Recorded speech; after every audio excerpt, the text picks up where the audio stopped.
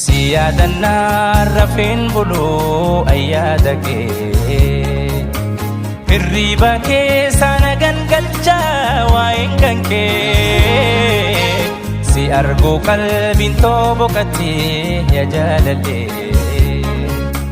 si argu qalbiin boqattee yaa jaalallee si yaadannaa rafeen buluu ayyaada kee hirriba keessa na gangalchaa waa'een kan kee si argu qalbiin boqattee yaa jaalallee